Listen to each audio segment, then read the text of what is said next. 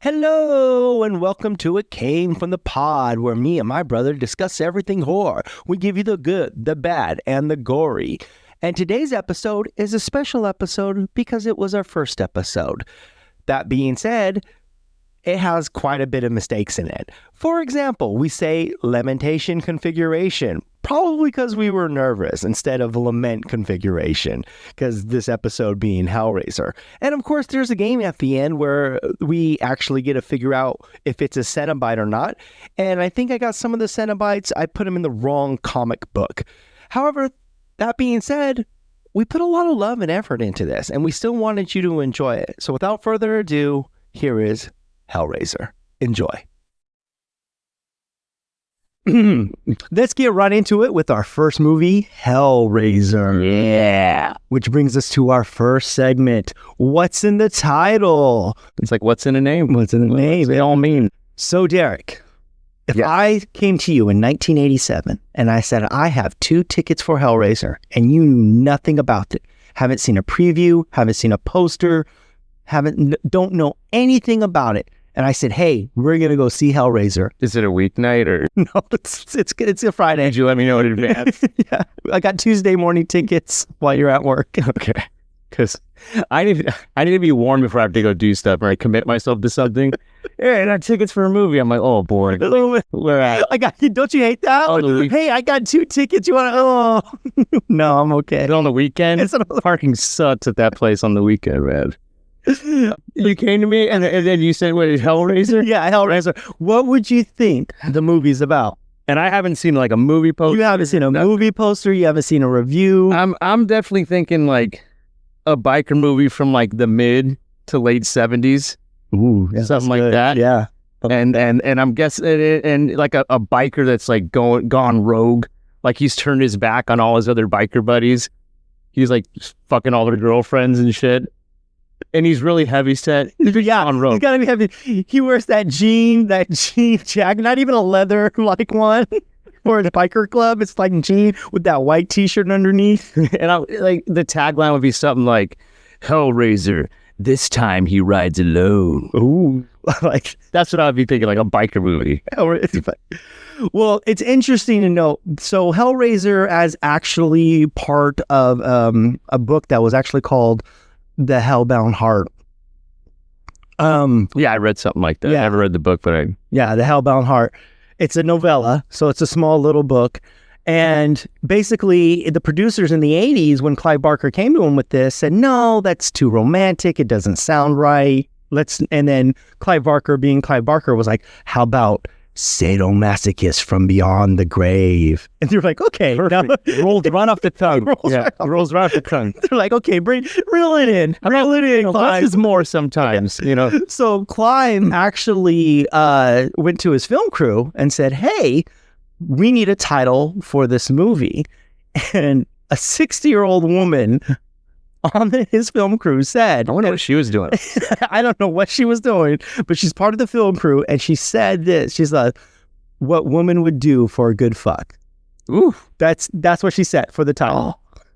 I'm hanging out with her after that. If I was like one of the new guys on the scene, even if I was just like the coffee guy, I'm like, ooh, I'm hanging out with this bitch. So now that she said that as a title, Derek, what's the actual synopsis of this movie? Okay, so it's about a sexual deviant Frank inadvertently opens a portal to hell when he tinkers with the box he bought while abroad. The act unleashes gruesome beings called Cenobites who tear Frank's body apart. When Frank's brother and his wife Julia move into Frank's old house, they accidentally bring what is left of Frank back to life. Frank then convinces Julia, his one-time lover, to lure men back to the house so he can use their blood to reconstruct himself. That sounds awesome. Yeah, I wrote that myself. Yeah, that was great. Can you tell? Yeah, I can tell. I wrote that. I did not read that. I know. It just kind of flowed. Yeah. It didn't even sound like I was reading. Yeah. You know what? You might want to check the internet because they might have stole that from They you. stole that from me. Not giving you any writing credit. I totally wrote that. I got it. So basically, the stars of the show are Frank and Julia. However, the movie's known for the Cenobites and the Hell Priest Pinhead. Derek. Yes. First scene of the movie. But before we get into our movie, I got to ask you a question. Mm-hmm. Who's your favorite Cenobite? My favorite Cenobite, I didn't even have to think about I don't even have to think about this. Butterball. But I know him as CeeLo. CeeLo? Oh, yeah. I know who CeeLo is. If you've seen the movie, you guys know what I'm talking about. This dude looks like CeeLo with white paint all over him and some fucking shades, which CeeLo's known to wear shades a lot. So as soon as I saw him, I just heard, so fuck you. Right when I saw his ass. So you can call him Butterball out there all you want. I'm concerned, that's CeeLo's Cenobite. That's my favorite one. That's my favorite one. He's the most chill one. He is the most chill one. He's like kind of posted up. Yeah, because Chatterer's kind of like a little bit tweaky. Female Cenobite doesn't have a name. It's just female. But she has lines. Yeah. She doesn't have a name. It's like when you watch those movies and they show the credits and it's like guy at gas station. God damn, she's a big role. She has lines. She has lines in the movie. Female Cenobite. She spent like 12 hours in makeup and she called her Gloria. It would have worked. Anything. Any female Cenobite. Okay. Yeah, definitely a CeeLo Cenobite for me all day long. So our movie opens up at a Moroccan tea shop where a man named Frank Cotton goes to purchase what is known as Le Manque configuration. And basically the man that he purchases from, he's drinking tea and he says, "What's your pleasure, Mr. Cotton? What's your pleasure? What's your pleasure?" And of course, Frank being Frank, the box. And where you proceed to see money on top of money, and he's all, "Take it, it's yours, it's yours." Frank takes the box and leaves. And then the man says, "It was always yours." Why does he sound like a Disneyland character? It was always. He sounds like a Disney villain. It's always yours. So anyways, what did you notice in this scene, Derek? First and foremost, I didn't know that you had to go to a Moroccan tea shop if you were in the market for a Hell Cube portal box. And Hellraiser fans get pissed. Oh yeah, you don't call it anything else. Even though I heard you say it like a million times today as we're putting this together, I still go with the lack of what? You mean the Satan box? They get pissed. Oh, the cube, Oh, the portal box. I didn't know you had to go to a Moroccan tea shop if you wanted to get one of those. A tea shop. So you go to Starbucks and have like those CDs, like, oh, Sade on the it's like a display you can grab as you're getting your coffee. He's like, oh, Portal Hell. Sade. Yeah. Well, if you go to a coffee shop, you ever been to a Starbucks? Yeah, they got that easy listening stuff going on there. So I didn't know you had to do that, but now if I ever am in need of a hell box that opens up another dimension, I need to go to Moroccan shop. Moroccan shop. Yeah. And also those dirty ass motherfucking fingernails, dude. They look like they were both just got finished helping each other, like doing oil change. Dirty. You working on axles in their car, and I'm like, do they not have sinks in Morocco? They're running a tea shop. Like imagine you go on there. You're definitely breaking a few health codes there. Yeah. Definitely. That's what I noticed right off the bat is those dirt, or not right off the bat, but the second thing I noticed was those dirty ass fingernails, man. Like, it just grabbed my attention. And I almost couldn't pay attention for like the next couple of minutes of the movie. I was just like, oh shit. Because there was nails. So much dirt caked on those nails. Like he was an archaeologist digging with his hands. That's some dirty ass nails right there, man. I could not help but notice that. Okay. So Frank now has the box and he goes back home and he sits down on his knees and he takes off his shirt and he has candles surrounding him and he goes to open this puzzle box. And as he's opening this puzzle box, as he starts to solve it, another portal from the dimension opens up. You get the cool 80s effect lighting, the lighting behind the wooden slats. Right. The light goes in and out, and there's Like smoke or kind of smoke, dry out or whatever. Yeah. And he kind of looks around like, what's going on? And then hooks come out and grab him. Oh. And then they pull him, and he screams in agonizing pain. And they show those close-ups of the close-ups of the skin, going in, which is very effective. Yeah, very effective. And you're like, ooh, you cringe. You do a little cringe. Mm-hmm. Now, if it's me, I looked at this room that he did this in, and I think if you're going to open up a portal to another dimension, you would at least make a day of it. He's here in the attic or this room. He doesn't vacuum. It's all dirty. He doesn't wear any shirt. His candles aren't even in a circle. You notice they're in a square. Yeah. Like, he doesn't even have time to do the circle. Like, first impressions are everything, man. Like, and you don't know what's going to be in that. You don't know. What if they're judgmental? They're like, do your fucking dishes. I think you would make a day of it. If it was me opening up a portal, I'd drive bath, pour a nice little scotch, single malt, cigar. Then I'd open the puzzle. Dude, look how much work we put into just like recording our asses on microphones in my kitchen. Like, I'm going to definitely put a lot of work into that. If I'm like, well, I'm opening another dimension, better, I don't know how they're going to be. I don't know how, I don't know. Like, here I am. Take me for what I am. Next, we are now introduced to our first Cenobite. She's wearing all black leather, skin complexion completely white. She's bald, and she has a device where it looks like a sadomasochist surgical piercing in her cheek. She's wearing all black leather. She walks over Frank's body parts. This is the female Cenobite. I love this bloody scene. This scene is great. Why don't you discuss what this room is? Yes. So it's Frank's room. And oh my God, this scene, you walk in and there's just chains dangling from the ceiling with hooks at the end of them. There's these wooden pillars with body parts strewn about all over them, all kinds of random body parts. And the floor is just bloody as all hell, man. This room is creepy. There's like, one or two lights swinging kind of. Yeah, just one, and it's hanging from a wire. The noise that this room produces scares the shit out of me. Like the wooden pillars like that are spinning. Just the noise that they're making scares the shit out of me. They're just spinning with all these body parts all over them. It's very effective. It is fucking creepy. And they let it go for a while. They do. You hear the chains dangling, like, This from the sound design to the lighting of this to the practical effects, it is a beautiful, bloody scene. Yeah. We are next introduced to Pinhead. We finally get Pinhead walking in. We get kind of somewhat of a glimpse of him. You kind of can tell what he looks like, but mostly you get his hand, and he's turning over Frank's bloody face and putting it together like a puzzle. Yeah. Nice and neat. I love it. Yeah, nice. Very calm, like he's sipping a cup of coffee. Like, I like to do the edges first. Then you work your way in. Yeah, very, very.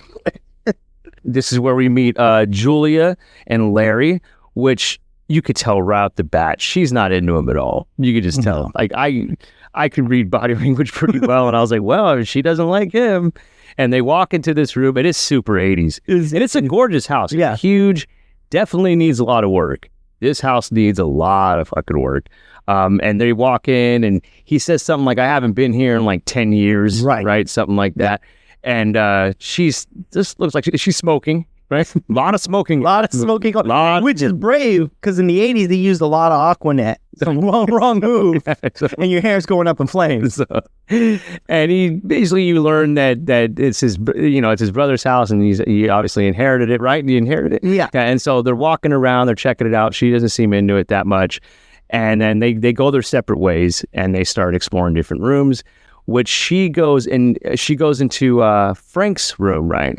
And that's where you see, Frank's room, Frank's attic, something like that. Yeah, I don't know what it is. It's a not finished room. It has subflooring, wooden slats. It's definitely burn on the door, mold growing on the door, rats and everything. It's the worst room out of the whole house, definitely. Cigarette butts everywhere. So I remember you were young, and then because our dad used to smoke. Yeah, so Marlboro points. Marlboro points. Like, What was Frank saving up for?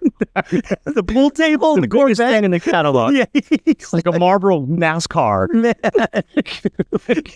There were so many cigarettes. Like, I think there was like I don't know what the food was that was covered in maggots in the sink, but it was like a banana peel that turned black, and then maggots, and then like 900 cigarette butts smoked to the filter. I wonder if those were actually smoked by somebody. They're like, hey, we need a bunch of cigarette butts for this. It was the 80s. But Yeah, they just went to like truck stop It was all truck stop ashtrays and just like, hey, we're making everybody smoked on set. Everybody's make sure you put all your cigarette butts in this container right here. We need them for Frank's house. Exactly. So they're looking, and you could smell this house, right? Like through the TV. What does this? I don't know what it would smell like. I mean, obviously something with cigarette, and I don't know what else. All that nasty ass food. Even the maggots were smoking cigarettes. Hey, welcome. I'm glad you're here. Last owner was a douchebag. Beetlejuice is kicking in the kitchen. Yeah. So we finally get Julia. She comes upon a mattress, some empty vodka bottles, a box, and basically a few pictures that are pornographic, I can say. Larry comes in right behind her, and he's saying this to her. He's like, oh, this is Frank's old stuff, because she thought it was a squatter. She's like, oh, some squatter's been here. And he's like, no, this is Frank's old stuff. I'm just going to get rid of it. Yeah, and I was like, damn, dude, he's just going to throw all his shit away. He's like, yeah, I want to throw it away. That's what he said, I want to throw it away. It's just a mattress with a sheet. And Frank's going to want to come back and keep those empty vodka bottles. It's still his stuff, okay? And I was like, damn, it's your brother, dude. Maybe even just throw it in the backyard, get one of those plastic tough sheds and just throw everything in there. No, she's like, oh, I want to throw all that shit away. And she's like, oh, he's probably in jail. Yeah, he's probably in jail. He's probably in jail.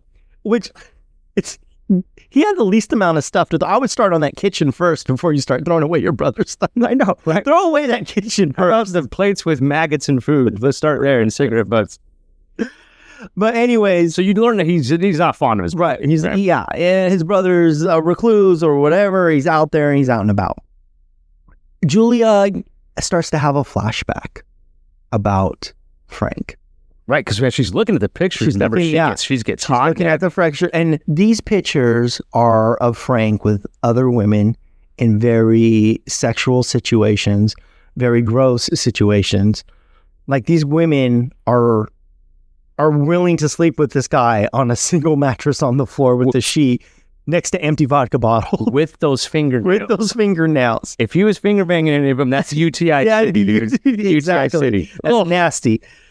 So she starts to remember, and this is when we start to learn that Frank and Julia actually had an affair. They had a little something.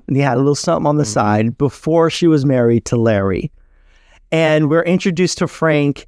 He's leaning up against the doorway. It's raining. He has a jacket but no shirt on. She opens the door and she's obviously smitten with him right off the bat. Right. Hey, why would you not? It's raining and I'm not wearing an undershirt. Yeah, he's like, I'm Brother Frank. Can I come in? I'm here for the wedding. Mm-hmm. And she, of course, she lets him in. And this is the start of their relationship. Basically, she starts remembering the sex that they had, which was on top of her wedding dress. So I'm assuming the wedding was either the next day. And that was after. It's worth noting that he takes his knife out and like cuts her neck. That's right. Yeah. Takes the knife out. And I'm watching this with my wife, and she would, on that part when he cuts it, she was like, ooh, that's hot. And I was like, she would. Yeah. She's a scary Latina. So yeah. And I'm like, oh shit, now I got to get a knife and I got to get it. Cut your, So now we get to Julia, and she's so smitten with the remembrance of Frank. She loves Frank so much. She loves basically the sex with Frank, that she takes a picture of Frank with another woman and puts it in her pocket. And I was like, what if someone finds that on laundry day? Like, you forget you had it in there. And imagine the husband like, why do you have a picture of my brother Frank with a naked girl? This isn't even you. Like, how would you? Were you like the photographer? What are you doing? remember, because she was like, "Oh, I don't want to stay here." She was all against moving into the house, and he's doing the typical the trope in the horror movie where one spouse is trying to convince the other that, "Hey, we're gonna move into this house."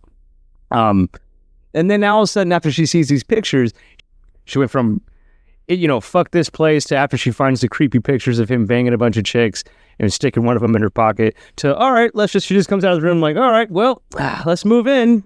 Let's do it. It's like, You Larry, twisted my arm. she went from like, oh, I don't know about this place, to like, all right, let's move in. Not even like, well, what changed your mind? Nothing. He just like, cool, all right. You went into that unfinished room. Good thing I don't have a spine. Got to keep this movie going. Which brings us to one of my favorite parts of the movie, the movers, dude. The fucking movers, right? I can't believe these guys. Oh, if you can watch Hellraiser, you like scary movies, you want to get scared. Well, this movie's, I guarantee it. Even if the Cenobites or Pinhead doesn't scare you, or like gore, or people getting ripped apart by hooks doesn't scare you, like you're jaded, you've seen it all. These movers will terrify the fuck out of you, because I was offended. I was like, Jesus Christ, dude, how fucking creepy could these guys be?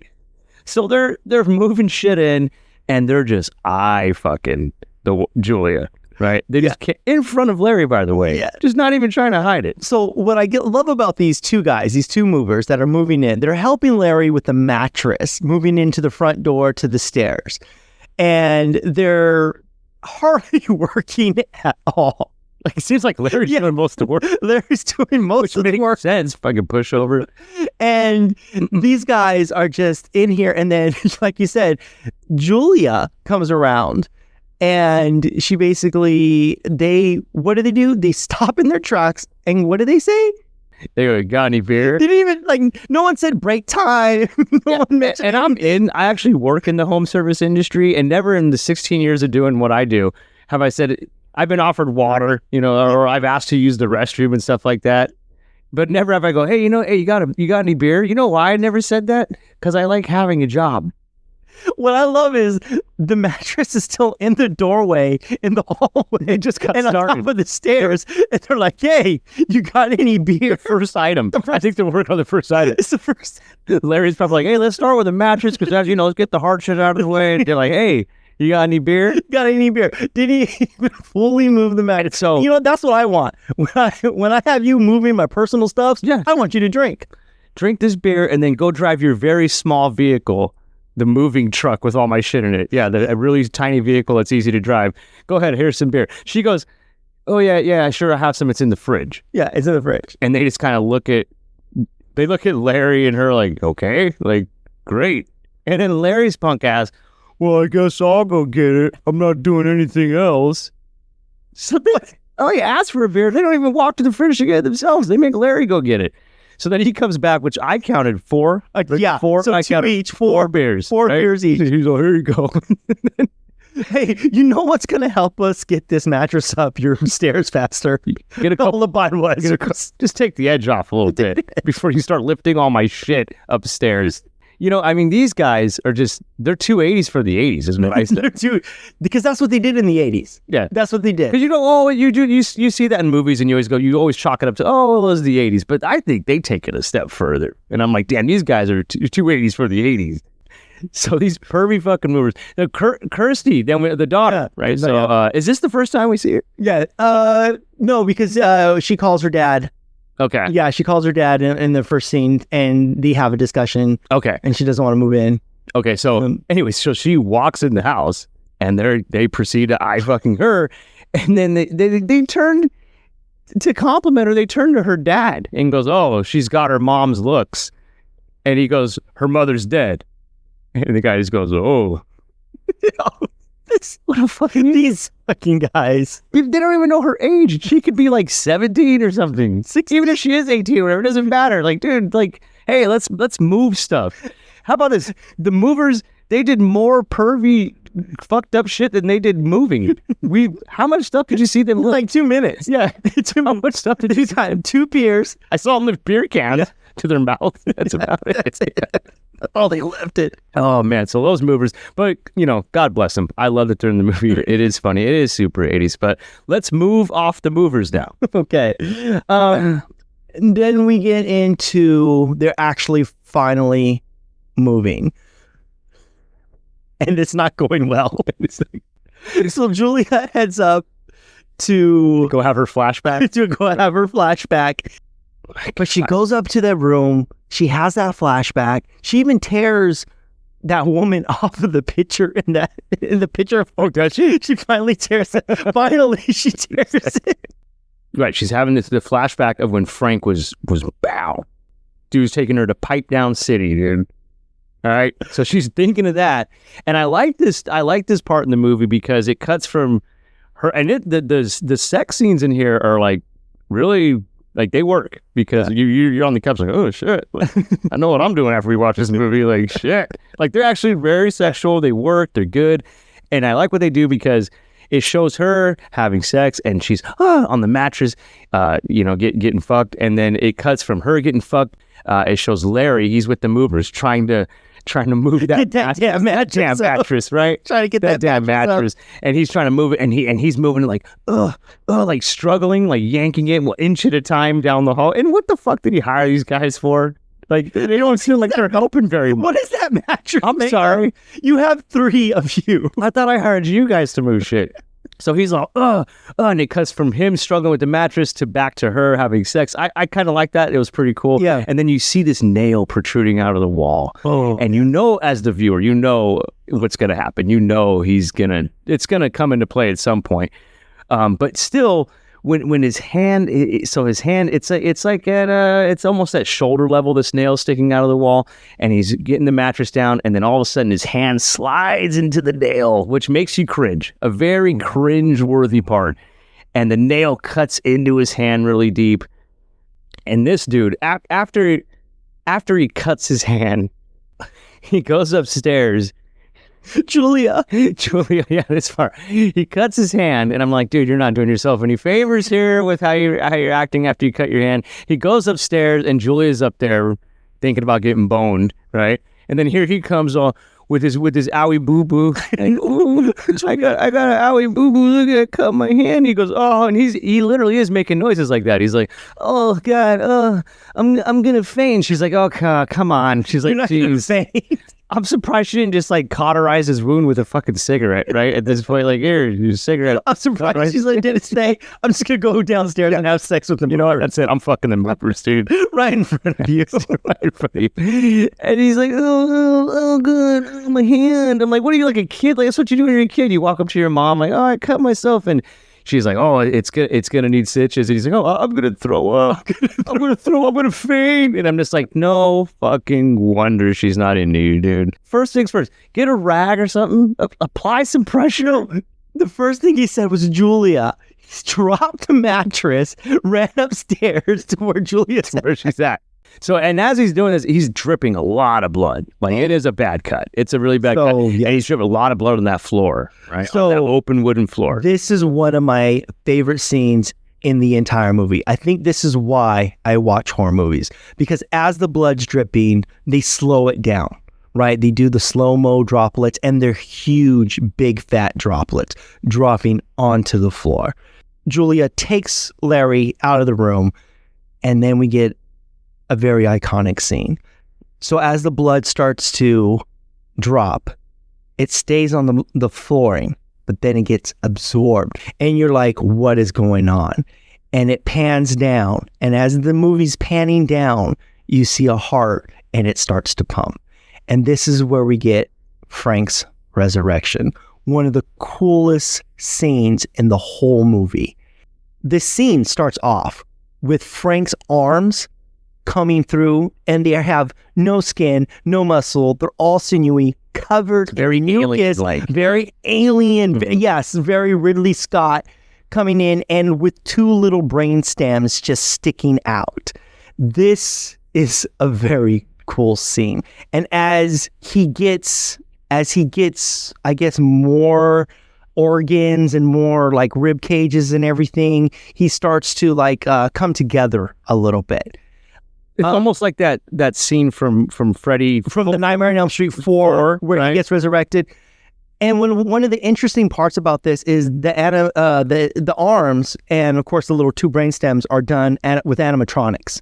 So those are animatronic Oh, arms. wow. Okay. Okay, and then so how they did this scene was they melted wax sculptures and then they just reversed the footage. Had to be creative back then. You had to. No And- CGI up in here. No CGI, and I think it does. It holds up beautifully to me. Knowing that this is a movie from 1987, it still has that ick factor. It still is very well done. And they had to get it. I'm guessing because I didn't know all that until you just told me today about how they did a wax figure, which you couldn't fuck up, right? No. You got to get that. Like, I mean, What do you got? Build another wax fucking thing? It's like, oh shit, or oh shit, the camera wasn't rolling. Whoops! I left the lens. I left the lens cap on the camera. Shit. How long is it going to take you to sculpt another body? Like, Because I would have never thought of that. Like, let's build it out of wax, then melt it, and then yeah, do I the mean, reverse. considering the fact that this movie's mostly shot in either a room, mostly Frank's room, or like very, very little places. Like, it's mostly shot in just a couple of rooms. Yeah, you're right. I just thought of that. And the budget for it, they did a great job with what they had. That's definitely true. And now we cut to the dinner scene, right? So, The dinner party, yes. so now we're at the dinner party, this fucking which scene. we and you couldn't just. Maybe it's in the movie. We just missed it. If we did, sorry, But I don't know what any of these fucking people do for a living. But they're just having like that basic. I didn't even know. boring Yeah, work talk. Like, "Oh." inside jokes. Yeah, No one's in on it. and Everyone's talking over everybody. And Julia just, again, she just like does not look like she's into her husband at all. She looks miserable, actually. She's just sitting there fucking smoking. And then it cuts to his name's Steve. His name's Steve. Kirsty, Christy's boyfriend eventually. smoking a cigarette like everybody else in this fucking movie. And he like, as it's lit, Got to get those Marlboro points. everybody got to Saving up for that leather jacket. That for the marble NASCAR. Like, I want the marble NASCAR. And he like flips the cigarette into his mouth while it's lit, and then like flips it back, no hands, and then flips it back out, and it's still lit, and takes a drag. and takes a drag. And Christy, Kirsty or Christy, whatever. And she is just blown away. she always Like, oh God. Like, she thinks it's the that is greatest so, thing. that works. That works. That's all I had to do. That's all I had to do. Not, so I work here and make this kind of money, or I drive this kind of car, or I work at like an orphanage. No, it's, look, I fucking flipped a cigarette in my mouth and flipped. Like, I think there's like a homeless guy that could probably do that. Like, it's not that hard. Just like, what? I mean, it's probably hard, but that impresses you? That, yeah. Like, what next? I was expecting him to stick his arm up his shirt and start doing like armpit farts. Or like, remember when I was always jealous of people that were able to gleek. Oh, Like where you, for those who don't know, you I don't know, you open your mouth and you kind of roll your tongue up, and then like you make saliva and then it comes from like the shoot out from the bottom of your lip. If you could do that, that's cool. I admire you. But I don't know if it just means I'm going to sleep with you. Like, as you can gleek. Yeah. His trick is equivalent to like gleeking or like doing the armpit fart. But anyways, works for her. Works for her. So he's definitely for the next date. Back to Julia. She's all like, I'm over this. She doesn't like this party. So she like excuses herself, and her husband's like, hey, like, where are we going? I go, come on. And then the other guests at the party start going like kind of following her lead, like, yeah, this party fucking sucks. Like, let's get the hell out of here. He's like, no, come on. Where's everybody going? Add another carton of marbles. Carton of marbles, trying to get these points. And imagine, think about that. If Larry's throwing a party, knowing who he is already this far, like, Cut. I want to go to his fucking party. I don't either. If Larry's like, no. So Yeah, everybody's trying to leave, and she excuses herself upstairs. So Right. she goes upstairs, which again, like you talked about, she's drawn. She loves Frank. We got to talk about, I mean, he's got, He did something to her. I know what he did. He threw that dick like no other, dude. That guy threw that dick. She's reminiscing about it, and she's crying. She has actually tears from it. I don't think I've ever made a female shed a tear because my wiener wasn't there anymore. Like, I mean, I could be wrong, but if I had to bet my life on that, no, I fucking doubt it. So now we come to another scene, which kind of drives me crazy. This is where Frank and Julia are finally reunited. In this scene, she goes up there. She goes up there to the room, and there's Was there rats yet? Are we seeing any rats yet at this point? There's always rats. There's always rats in that room. And she's standing there for whatever reason, and then all of a sudden something grabs her leg. Yes. And we know that it's, well, I guess we know. We're supposed to know this, right? Anyway, something grabs her leg, and she's like, ah! And she obviously tries to escape and run away, and they turn, and we see this skinless, just muscle tissue showing, Frank, I guess. Yeah. Right? It's his, and he can't walk yet. He's crawling. So he's pulling himself with his arms towards her. Apparently the blood brought him back. Okay, right. So that's what we the blood. right. Yeah, we learned that the blood brought that out. Yeah. So she's about to run out of the room, and he goes, Julia, it's me, Frank, which is a line he ends up using a lot in this movie. Like, hey, like I know I don't have any skin on my body, but it's me, Frank. Like, imagine that. You see that? Like, she's supposed to just stop and go, oh, Frank, how you been? You look great. So what I love about this scene is Frank he can't walk. He has no skin, no explanation, no nothing. And he's like, help me. Yeah. Help me. And Julia's like, okay. And he basically tells her, I need more blood. The blood brought me back. I need more blood. So basically, he's asking Julia to kill for him, to bring him back completely. Now, if this was me, and I'm asking questions, and you're not answering me, and I'm just like, don't look at me, just do what I want you to do. I have no skin. I have no skin. That's how good Frank is, though. Yeah. That's how good Frank is. Threw it down, dude. No skin, no explanation. Just help me. And she's like, oh, okay. All right. No problem. And so now we cut to Kirsty's walking with the boyfriend, Steve, the cigarette guy, the cigarette trick guy. And they walk by, it looks like they're by a dock or something. And there's like this wooden kind of little structure, almost like a shed. And this, I don't know, hobo guy, I don't know what he is. Like, I don't know what he is, but he looks very disheveled. Long hair, gross, like tan trench coat, like looks dirty, very dirty. And they put like those they makeup under his eyes. Yeah, they did. Like, yeah. And then he's just the traditional 80s hobo look, long hair, unkept beard, long brown trench coat, gloves with no fingers. And they're walking by that shed, and he just stares at her, and she looks back at him, and he doesn't say a damn thing. He just stares at her. This guy doesn't have one line in the movie. We come back, and Julia is lying in bed again, flashbacking on Frank. And in this flashback, she's thinking about it. Frank's obviously going to tell on her. He pulls her up by her arms, and he says, anything? And of course, exasperated. That was a good Frank. She goes, anything. And of course, she remembers her promise. And then she goes back to Frank in that room. And basically, Julia agrees. She says, I'll do it. And Frank goes, you'll do it? And she's all, yes. And he's all, cool. That's it. Thank you. No. He scoffs. He scoffs. He's like, yeah, that's what I thought. He just pats her on the shoulder. He's all, cool. No vows of love. No explanation to why he is the way he is, where he's been. Or, yeah, if you do this, like, well, we're going to... Why he needs nothing. There's no... And it's just... Okay. And then that brings us to, I think, is this one of my favorite parts, the dream sequence. Oh my God, yes. The dream sequence. Just for a little backstory on this, while we were going over this movie, I literally tried to cut out like her whole plot point.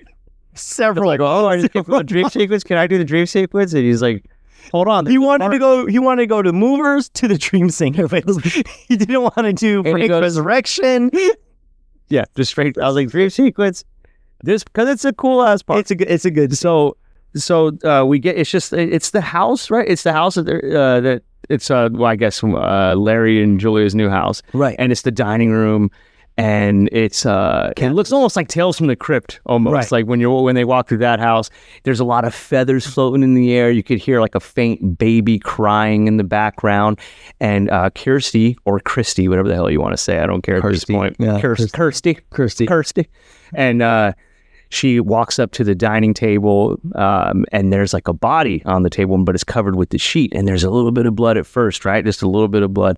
And then slowly but surely, like more and more blood starts, like the sheet starts getting, red with more and more blood, which looked creepy as fuck to me.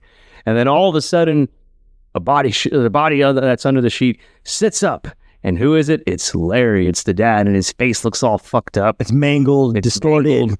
He just goes, he just like leans up, and then bam, then she wakes up, right? And she wakes up, and then immediately she does what any good daughter would do, right? She runs to the phone to call her dad. Well, first her boyfriend comes from the other bed to comfort her. Do you remember that? They were sleeping in separate beds. It doesn't matter. That doesn't matter. Okay, None of that matters. They were, though. Yeah, they were. Yeah. But yeah, she calls her dad. And she calls the dad, and he answers the phone.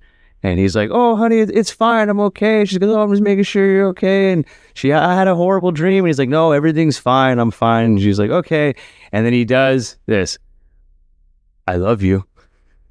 And right when he does that, in any movie, I don't care if it's a romantic comedy, an action movie, a war movie, a thriller, a drama, like whatever the hell it is. Whenever you hear that, hold on, before you go, "I love you."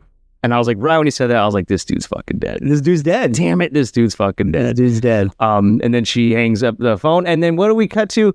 Frank, I don't even think he can walk yet, right, at this point. He still can't walk. He's crawling. No, he doesn't have any... He's at the top of the staircase. And he was like eavesdropping on their conversation. For someone who's like, "Don't look at me." Yeah, you're not worried about someone getting up to use the bathroom. Hey, what the fuck is this? He wants to be out in public quite a bit. So he's getting brave a little bit. Yeah, he's getting brave. He's definitely getting brave. He's dropping on the conversation.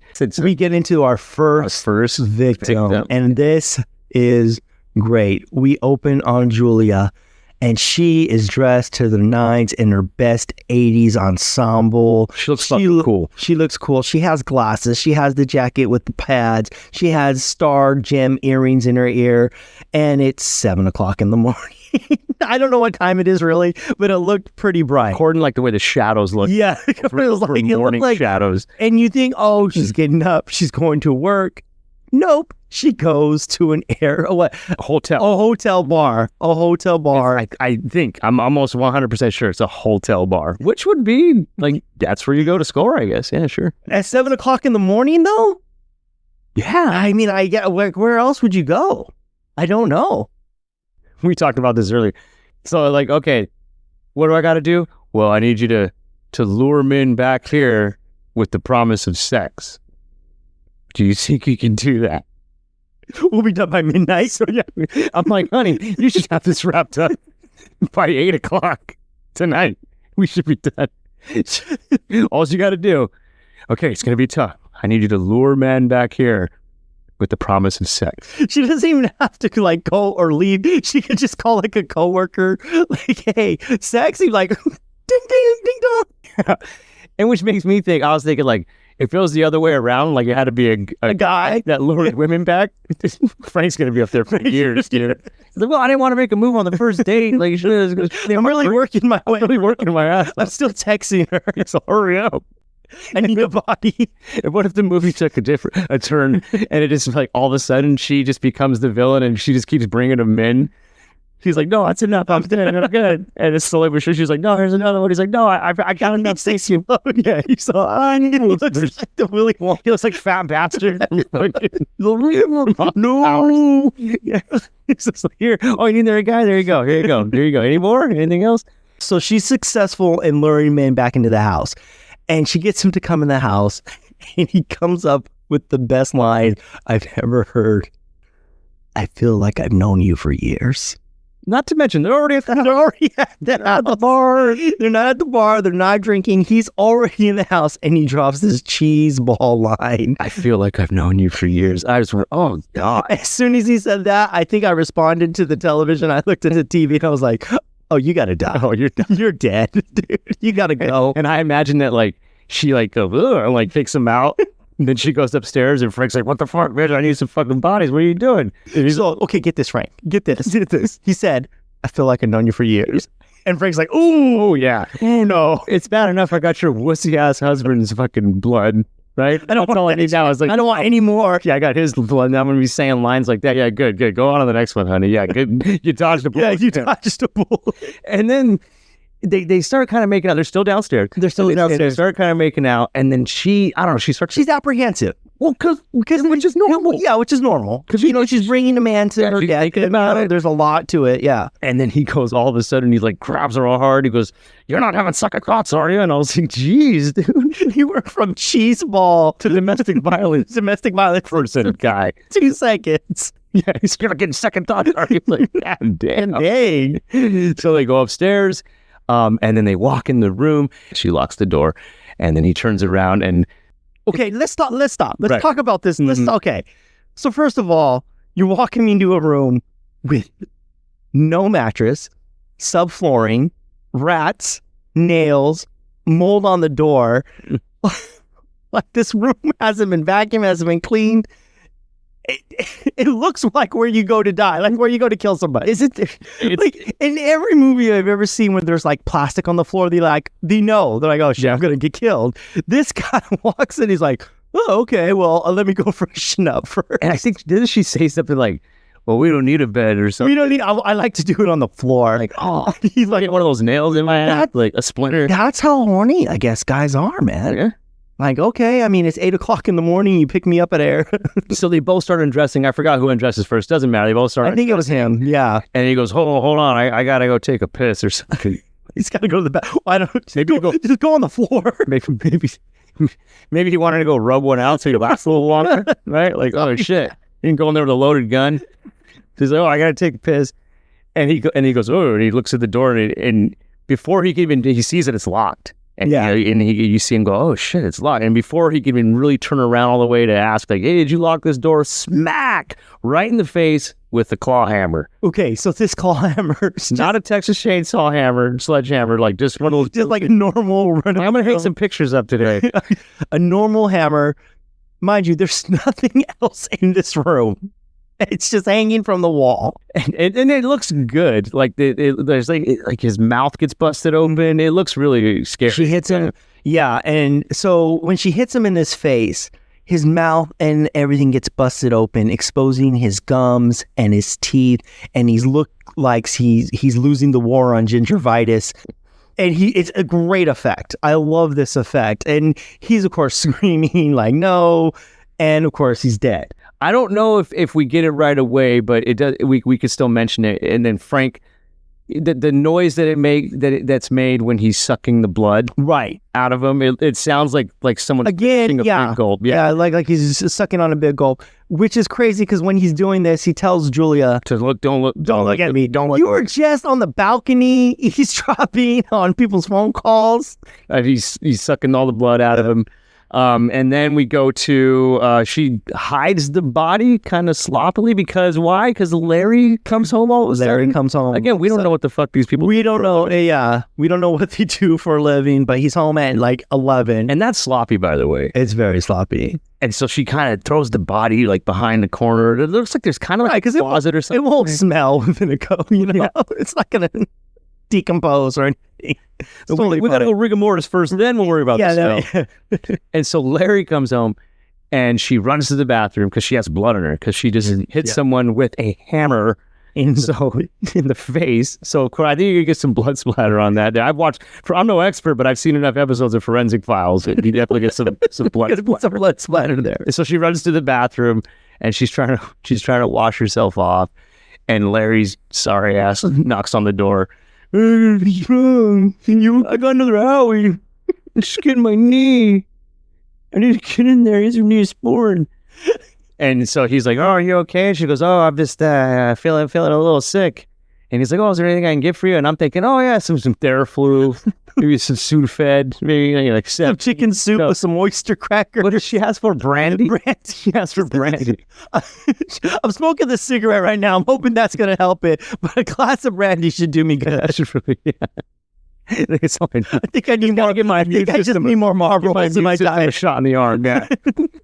So she asked for the brandy.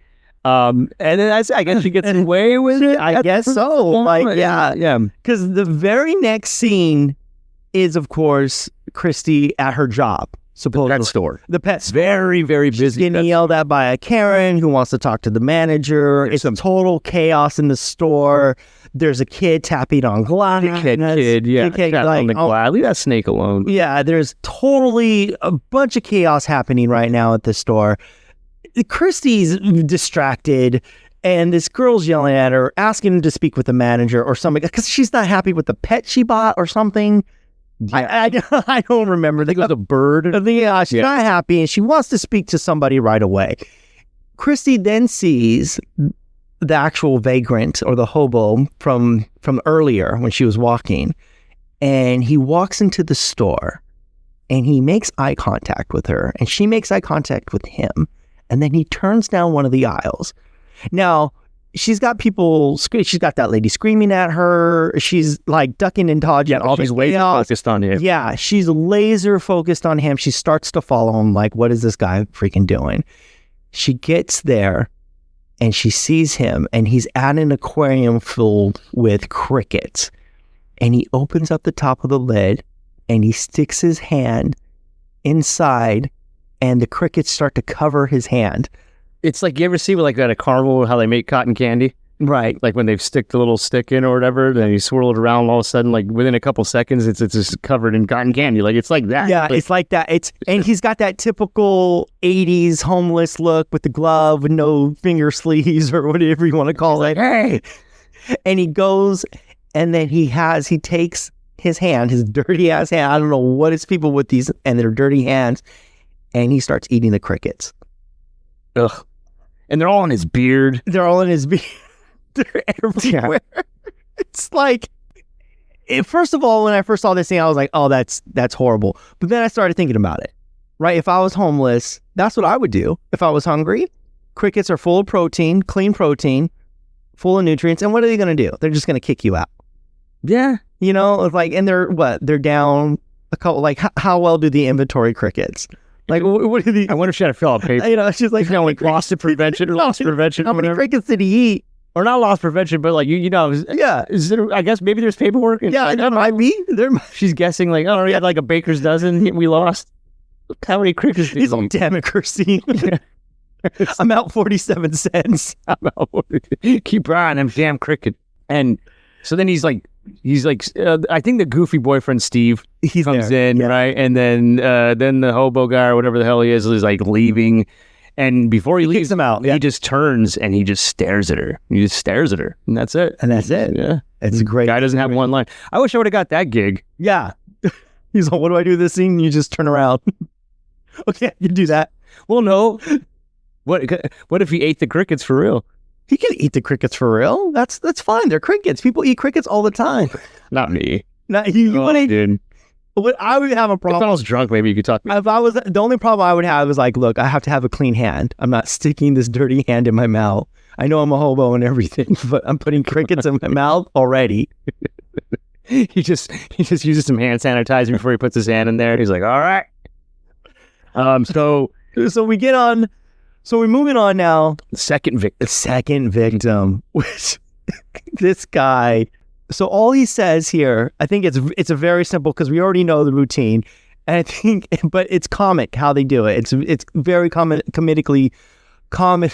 It's fun. It's written very funny. There you go. Just ban that word. Fuck that word. The scene starts off, he's like, I like to be careful. And then bam, the next scene he's getting hit in the head with a hammer. I like to be careful. He didn't care. And when he was in that an hour, he was down to his skivvies. Like, he had no pants on. He was in this room. Gotta wake up pretty early in the morning if you're gonna get I'd like to be careful. Why are you taking me to the attic? That never crosses your mind.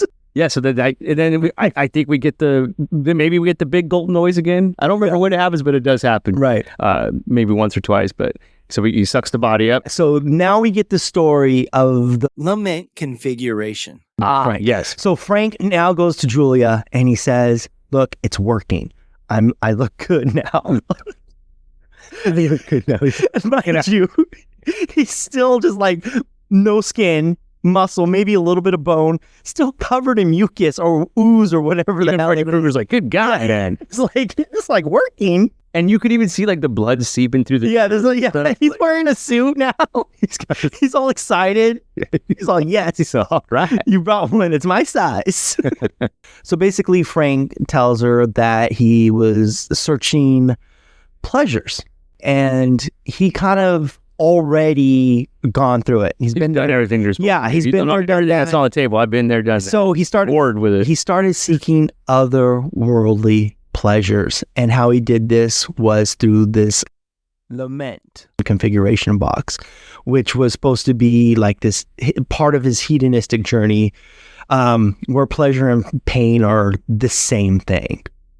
So he tells her the story about the Cenobites and what they do, and basically all that stuff. So he does explain that to her. He does, yeah. He's like, there's the, this is what it is, and to me, it's still like, it's what? But he threw that good dig. Exactly. He threw that good dig. So exactly. And it's so good that she still, when he goes to like hug her or whatever, she sticks his fingers without any skin and just blood is sinewy and mucus and puts it in her mouth. And probably those dirty nails still, maybe. God damn. So he explains that to her. So now she gets it. Right. And now she understands the details of everything. And of course, I want to say he's smoking too. Oh, yes. He's still smoking. Yeah. He's all right. He's got to get that cigarette now. He's got to get that NASCAR, that Marlboro NASCAR, that pool table. He's like, hey, by the way, you didn't throw out my Marlboro points, did you? You were in a box next to a bunch of nudie pictures. Before you go get the next victim, can you kind of find those? I had them specifically by the empty vodka bottles. I was keeping those too. And then we move to that now they're watching TV downstairs. So she's watching TV with Larry. So Julia is watching TV with Larry, and he's watching a boxing match, and he's all into it. And then he kind of looks over because she's watching it too, and looks like she's kind of enjoying it. And he looks over, kind of confused, like, well, shit, like, you usually don't like this stuff. Like, oh, wow. And then she goes, I've seen worse, which I liked. I was like, it was deadpan, like no reaction, like, this is nothing. She's becoming a seasoned killer now. Yeah. I hit people in the heads with hammers. Yeah. This little boxing match these guys have. Oh, they're wearing gloves? Yeah. Oh, how cute. And then we hear a do upstairs. And when the camera it actually does show Frank upstairs, he hits the wall. So again, he's getting ballsier, and he hits the wall, and he goes, oh, what the fuck is that? So he starts walking upstairs, and she goes, oh, no, you don't need to go up there. Like, oh, no, she's trying to stop him from going up there. He's like, no, shit, there's a fucking noise. The one time I'm trying to be a man. The one time I was waiting for a spider to come out so I could smash it in front of you. It's like something. The one time I'm trying to be a man, she's like, no. Like, let's just fuck instead. Yeah. She's like getting all sexual with him. And he's like, yeah, cool. Like, that sounds great. Let's do that. But first, I'm going to go see what that noise was. Right. So then they go upstairs and there's nothing there. There's nothing there. He's like, oh, it's probably a rat. It's probably the wind. Yeah, probably a rat or a wind or something. And Julie gets scared, takes him out of that room. And the door shuts, and then the camera shows us a rat hanging on the wall. Hanging on the wall, pinned to the wall, dead, obviously. Yeah. And then they go back now shows him in the bedroom. Oh, yes. And this is so Julia lays on the bed. Julia lays on the bed, and then Larry gets on top of her. Clumsily gets on top of her. And you can see why she chooses Frank over Larry. He looks like he's like was in the chess club and he's touching a woman for the first time. The way he's touching her breast, it reminded me when I was a teen and I touched a boob for the first time. I was like, oh, all slow and like, oh, eyes all wide, like, ooh, these feel cool. And then we see that he had his whole weight on top of her. Just on top of her, yeah. and not smooth at all. One arm's back. And then we see that the closet door is cracked open, right? And we see that Frank is watching them, and so he starts to come out of the closet, walking towards them, and she starts saying no, and so Larry's thinking like, oh shit, like she's telling me no, like come on, like first go, yeah, I don't get first you want this, now you don't, but she's actually saying no to Frank, and he's slowly, menacingly walking towards them with his shitty ass knife. That's stupid. And how did he keep this knife? Like, what, did he come back with them from fucking hell?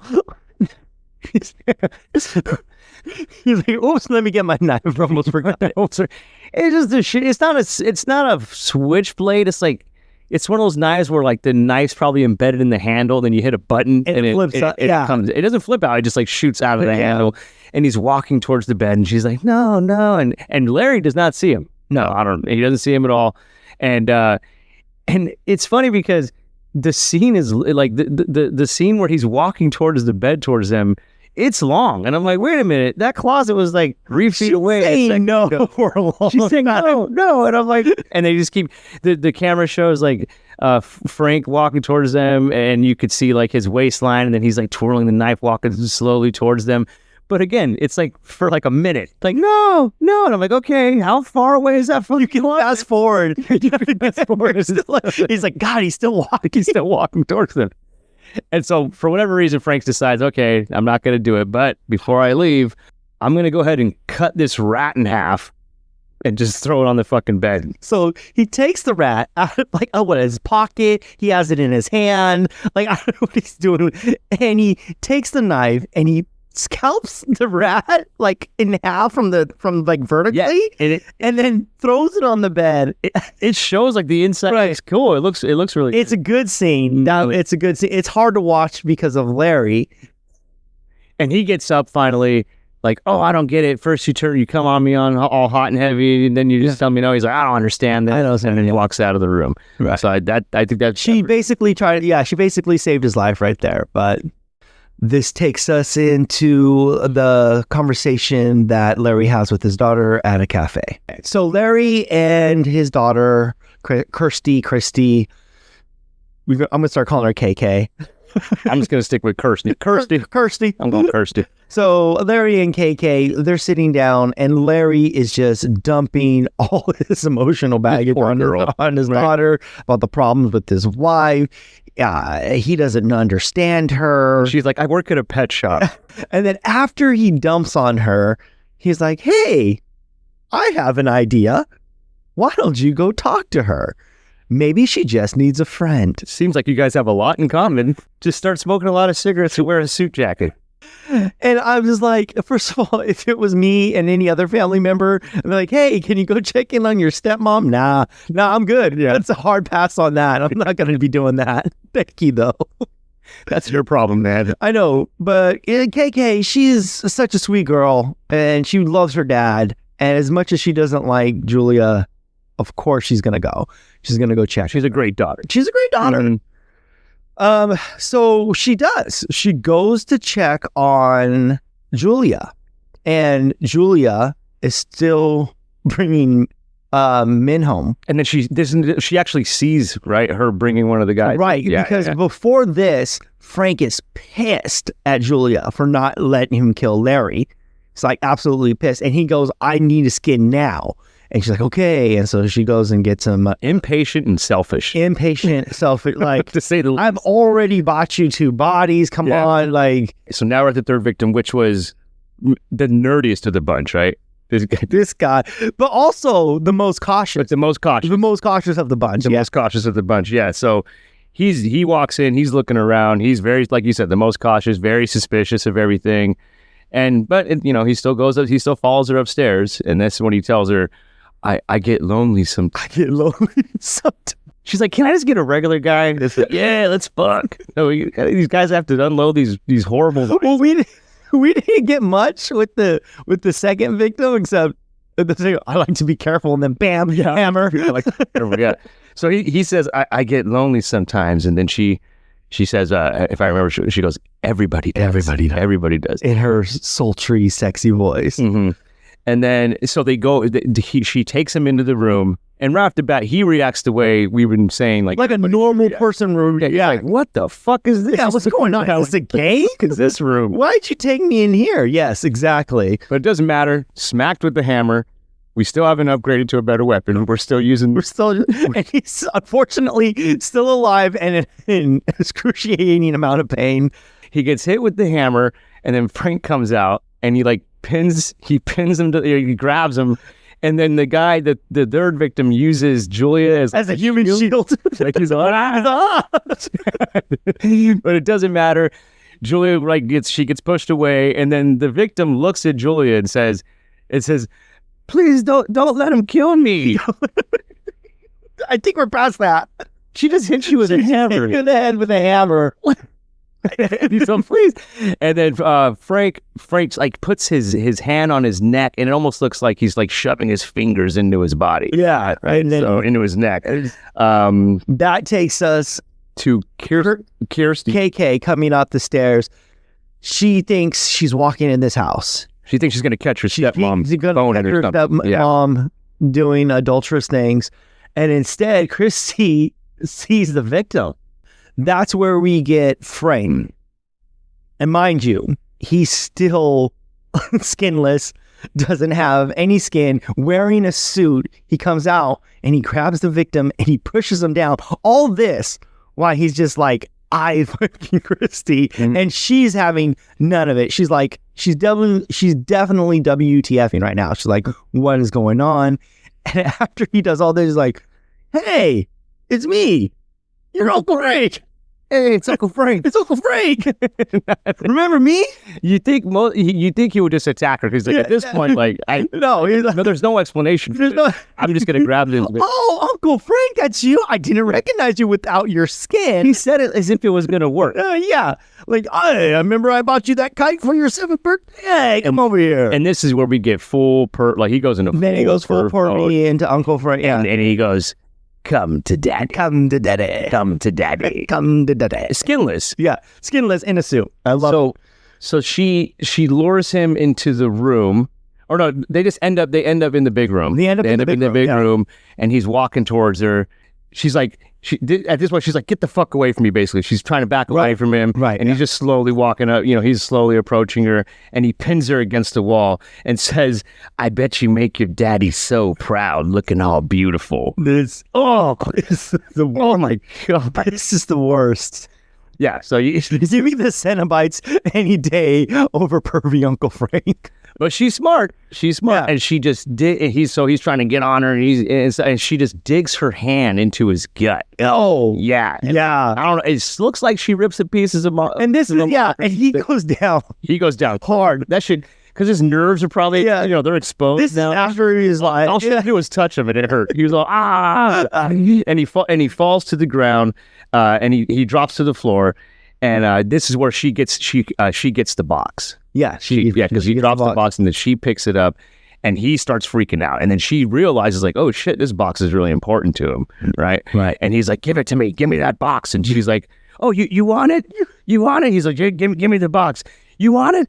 Then fucking have it. And she throws it out the window. Very smart, because that buys her time to get away. And then she throws it out the window. You can tell it goes out of the house, landing in the front yard, and then she runs down the stairs. Right. And then, so when she's running down the stairs, she actually grabs the configuration box out of the window.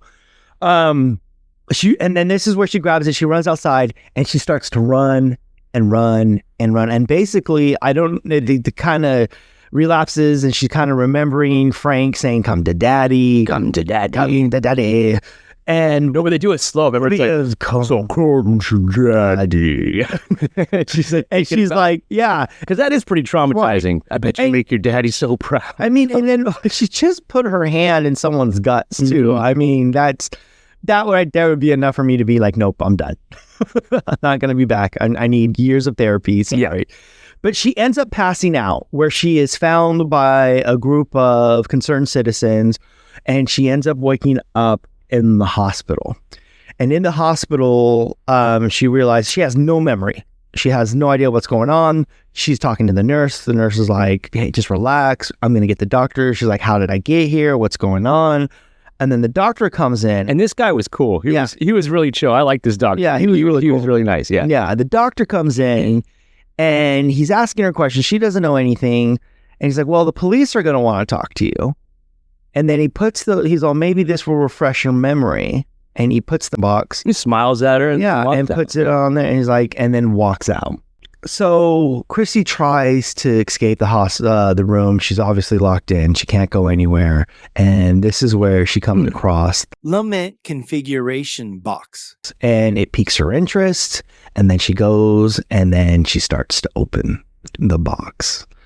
And when she opens the box, the hallway of one of the like a wall opens up to a hallway that is just dark, filled with... It's a horror movie hall. Yeah. Right away, first instinct, don't go in the hallway. This is a horror movie. We got to move it forward. She's like, I'm going to go see what's down there. Do. And she starts walking down this hallway where she sees a dark, shadowy figure. And I was at a loss of words trying to describe this fucking thing. So I was like, first of all, when I first saw it, I had paused the movie and I was like, I kind of remember this part. And I was like, what is this thing called? I guess it's called The Engineer. And I had to look that up. And when I first saw it, I was like, that looks like an inbred baby. Yeah, because when they first showed it, they zoom in on its eyes and it opens up on So I just heard dueling banjos. And again, I was like we were talking about, you're all describing it. And I'm like, well, it's like a slug kind of worm-like thing it has two heads. Right. So it's like two tops of bodies like put together. So the top part, it has the head and then the arms, which it uses it looks like it floats. It floats. As it's coming towards her, it uses its upper arms to pull itself down the hallway towards her. Okay. Like it's swimming almost. And then it has another head with little arms at the bottom. Right. And again, it looks like it's floating, kind of. Yeah, it does, definitely, yeah. And it's just coming towards her.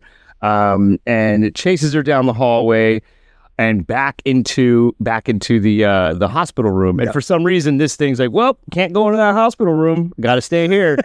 And then the wall shuts. So the wall shuts, and then and the wall finally shuts, and you can only hear the growling of the inbred baby.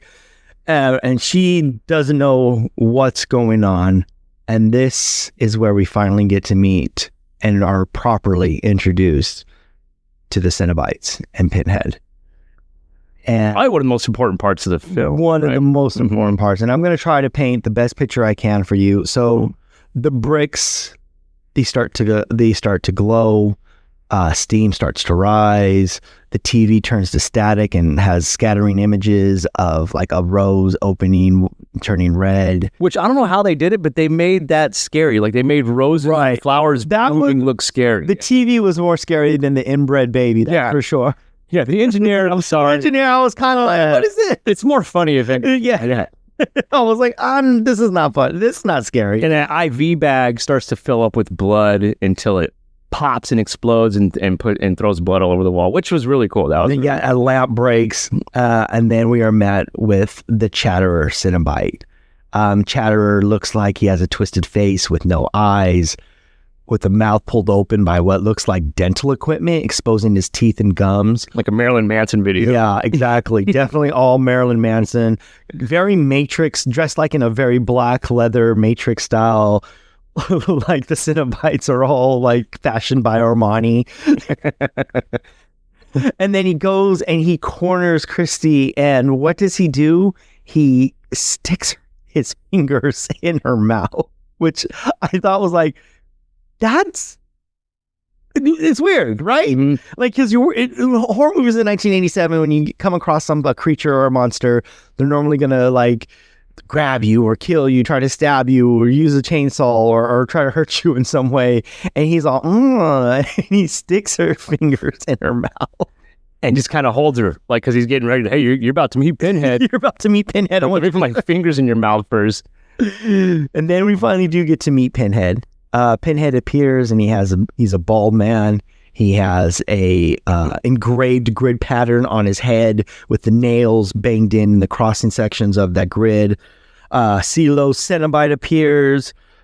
The makeup just looks amazing. Like, it's a perfect, like, the great job on the Cenobites, great job for the makeup department, great job for the fashion. It all works. I guess then Pinhead says, "The box, you opened it, we came." Which, at this point, it sounds like he's been at this point in the process so many times, and he doesn't have time for a long, drawn-out explanation. Just like, hey, the box, you opened it, we came. Because I imagine before he was... So I know you're going to have questions. Yep. We go through it all the time. We're just going to not... Look, you opened the box, we came. I bet you when he first started doing this, he probably had like a cool... Oh, yeah. I bet he was like, so I'll do when I come out. when I come out there, I'm going to have this monologue. It's going to be all great. I'm going to have flames behind me. I come from hell and all this shit. And now he's just like, the box, you opened it, we came. Please don't ask me any fucking questions. Like, that's how he sounds. Like, he's already annoyed. He's He's like, I already know what you're going to ask, okay? And then she asks, who are you? Right? Yes. Who are you? And he says, explorers in the further regions of experience. Which, if I heard that, I'd still be like, come again? Explorers in the further regions of experience. But okay, so he does explain more after that. Not initially. Initially at first. No, like, really, who are you? But he's demons to some, angels to others. And he goes into this very long, like, not long, but very like, this is who we are. Very sadomasochistic speech that he does. First of all, Doug Bradley is completely brilliant in this scene. We don't get him for very long. Yeah, you don't get a lot of Pinhead. You don't get a lot of Pinhead. You don't get a lot of Cenobites. But what you do get is chef's kiss. It's just delicious. I love it. Yeah. Christy says, it's just a box. Yeah, it's just a puzzle box. No. No. How exasperated is Pinhead at this point with these people? Right. He's all, every goddamn time. I was waiting for him to turn to the other Senate, but it's like, see, here we go. This is it. I explained to her simply what we're doing. Here we go with all the questions. He's rubbing his pins in his head. The female Senate starts rubbing his shoulders like, I know. Just relax. He's calm down. Every calm time. down. Every time. But at this point, are the Cenobites evil? Yeah. Are they just doing their job, right? So that's a question, and it's pretty much heavily debated at this time, but let's take a look at it. Are the Cenobites evil? And technically, I want to say no, because they don't, in this movie anyways, they don't go after anybody. You have to summon, like, you called us here. You know, we weren't messing with you. We were at home chilling. You called us here. Now, this, you know how it works. Yeah, I was shopping for new leather online. You got to go all the way to Morocco. You got to find the guy in the tea shop. You got to pay him thousands upon thousands of dollars, and then you got to take the box. Like, you already know what's up, right? So, but then again, it goes to people like Christy who accidentally opened the box. Like, which I think there should be like a warning. Like a warning on it. In all different languages, like portal to other dimension, don't open. Just to avoid you this really situation. want to. Just to avoid this situation, yeah. And then she tells him to go to hell, and the female Cenobite says, "We can't, not alone." Right, not alone. We can't, not alone. Yes, exactly. Doug Bradley's most famous line is, "No tears, please. What a waste of good suffering." Fucking love that line. Yeah, that's a fucking great line. Chrissy does eventually, because she's quick-witted and she thinks on her feet, which is great. So basically, she tries to strike a deal with Pinhead. And in this deal, she basically like, Frank, you've done this before, right? You've done this before. Do you know a free cotton? Yeah, that is smart. She's like, well, I'm going to throw him under the my way out of this. I better think of something. Right. And I love the response. She catches him off guard. She does. He gets a little flustered with her. He does. Yeah, what about Frank? How do you know Frank? He's like, even if you're right, like I'm looking at you right now. Yeah, we'll worry about that later. She tells him Frank escaped, and he's all, what the fuck? Yeah, he's like, what? He's like, can someone check on this? Is Frank still there? Who's watching Frank? So but then it works though. It works. But Kinda. Because he goes, maybe. So, because he wants to hear it from his, like, if Frank escaped, he wants to hear the confession from his own mouth Okay. that he escaped. Yeah.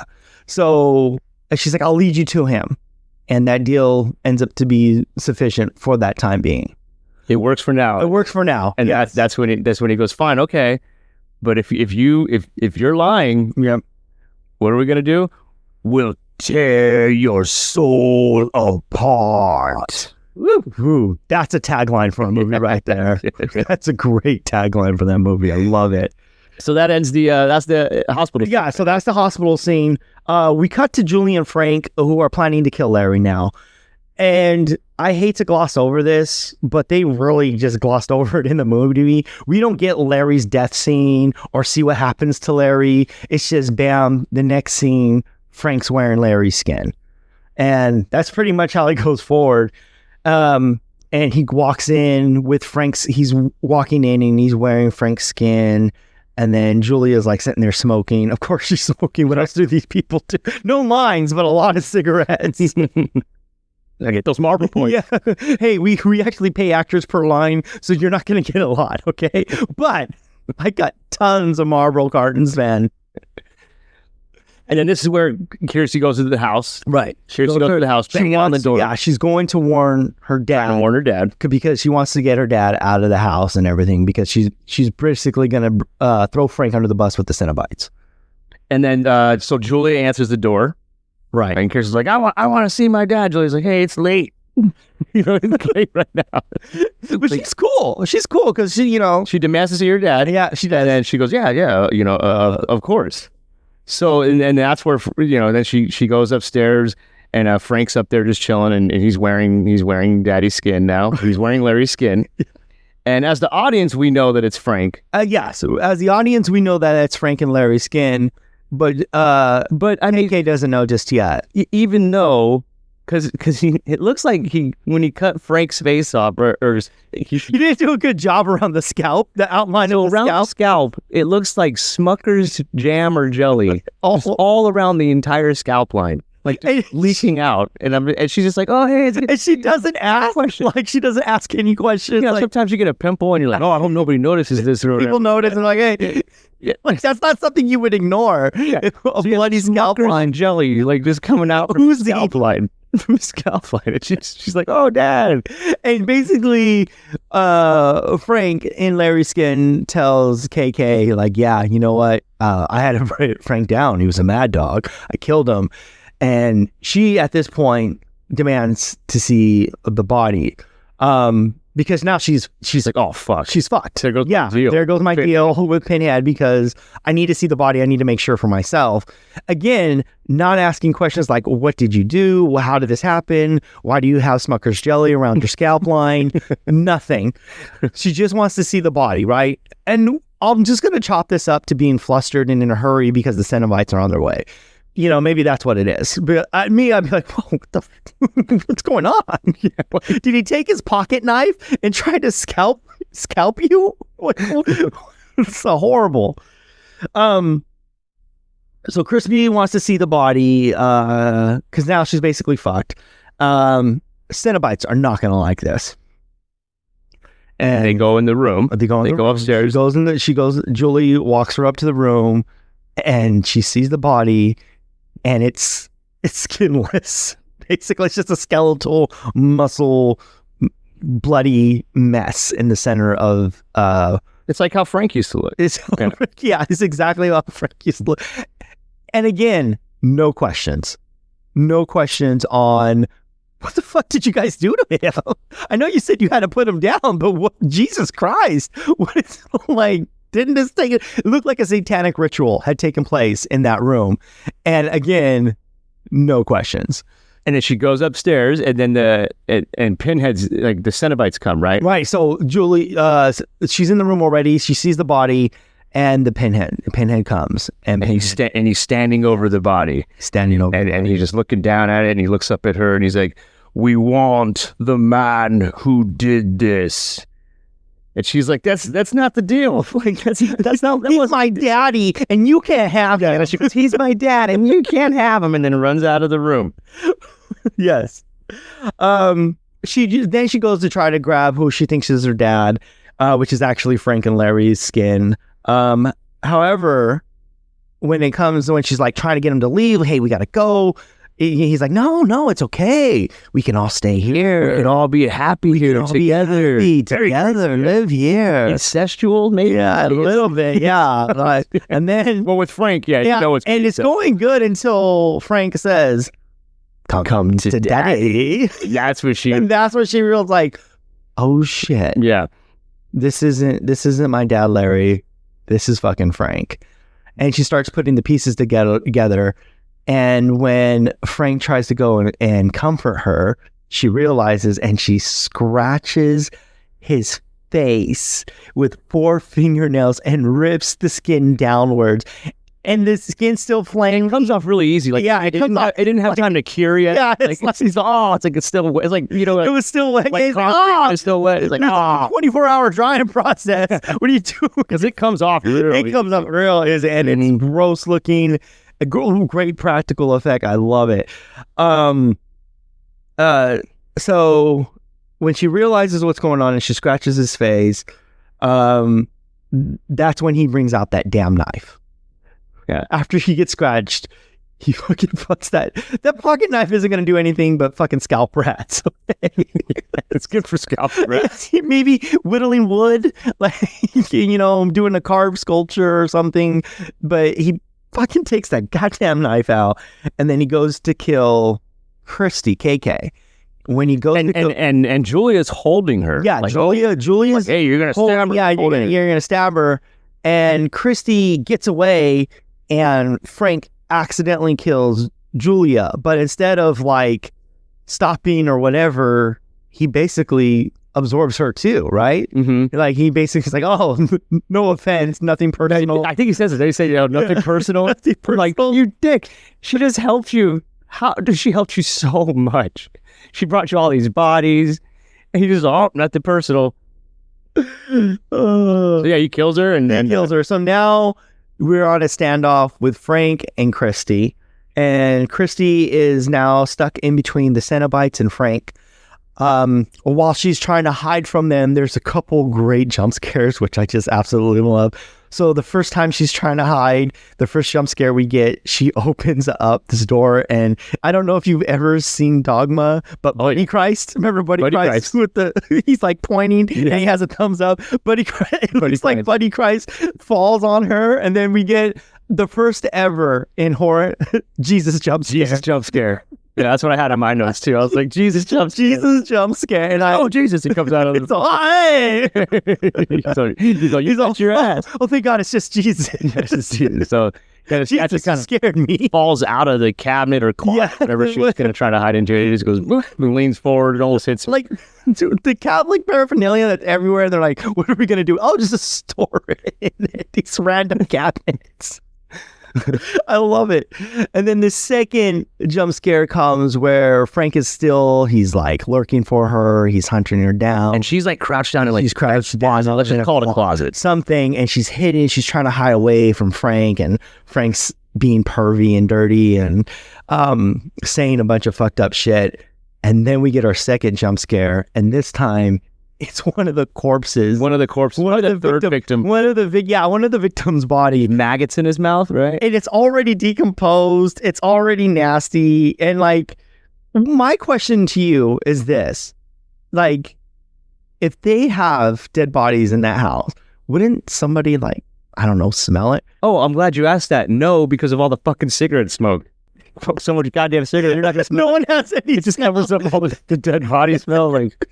he's like, what if Frank smelled too? I mean, he doesn't have any skin. Like, nope. Somebody would really walk by that house and be like, God, dude, there's something going on in that house. It stinks. But I guess not, because everyone's has marble points. And they're trying to... 3 dead bodies. They're trying to get that leather jacket so no one can smell decomposing bodies. So she's trying to lure Frank up into Frank's room. And she does. She does. And Frank's going after her, and pretty much she trips over her dead dad. Right, and she goes, "Oh no!" She looks at him. She Poor looks thing. at him, yeah. And she's like, "Oh my god, yeah, oh god!" And then Frank comes in. Yeah, Frank comes in and he's like, "Don't weep for him. He was a corpse long before we ever did anything to him." I like how everybody's always telling her not to cry in the movie. Yeah. Oh, save your tears, honey. Save your tears, don't worry. And but then the Cenobites show up. Right. Ooh, No, now Frank. the Cenobites show up after he confesses that he's killed Larry and took his skin, because the Cenobites want to hear the confession first. And that's when the Cenobites show up. And then so the Cenobites show up, and then Frank turns to Kirsty, turns to her and goes, "You set me up, bitch." And let's pause for a second, because really? She's supposed to be loyal to you? He's upset. He's truly upset. He looked like He's shocked. genuinely like, "Oh, what gives?" Like, really? Like, this generation, I'm telling you. I just killed your dad. I'm just wearing his skin. I just tried to kill you. And now you backdoor me. And then how you do this to me? What the fuck is wrong with you? And he's fucked. So he still tries to go towards Kirsty, but doesn't matter. She gets away, and then the chains start coming out. Yep. The first chain grabs his hand, links in. Oh, I love it though. I love it. It's so pulling it back. it just starts yanking him back, and then it just shows the Cenobites looking at him. Yeah. So it makes me think they're doing it with their mind, probably, right? Like, I don't. and so one chain after chain comes in. And by the time we're done, there's probably 30, 40 chains grabbing them. And pulling them in every direction. Everyone. So it's going to pull them apart. My favorite chain is the one that goes into his back, because it's bigger and it's a bigger hook, and it slides down. Doesn't it slide down? Yeah, it slides down or up, and he's like, and then he gets into So he's suspended. He gets into like a crucifixion position, yeah. And then that's when we get the part where it zooms in on Frank's face. And but Pinhead, he looks at Kirsty and says, "Look away," or something like that. This is not for your eyes. Yeah. And then it zooms in on Frank's face, which this was fucking scary. Yeah. And it's pulling his face apart. It almost is pulling out as flat as like a pizza. Like it's pulling it apart to the point where it's about to rip.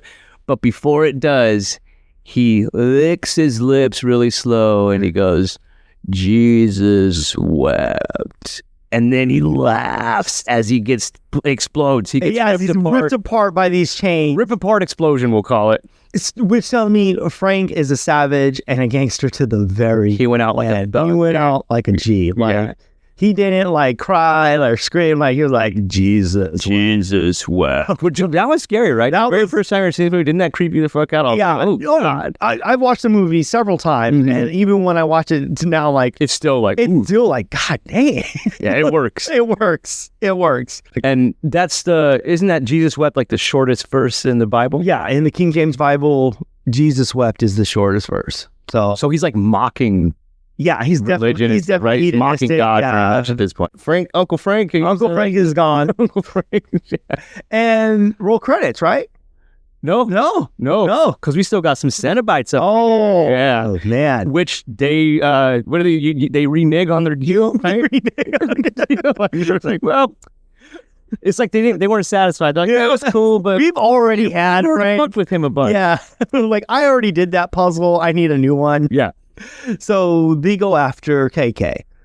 It starts with the first female Cenobite, and they're just chasing her. She has this bloody hook. She's scraping the wall while she's menacingly staring her down and tracking her down, and chasing her, and she runs the hook against the wall, and the wall starts to bleed. Pretty effective. I like it.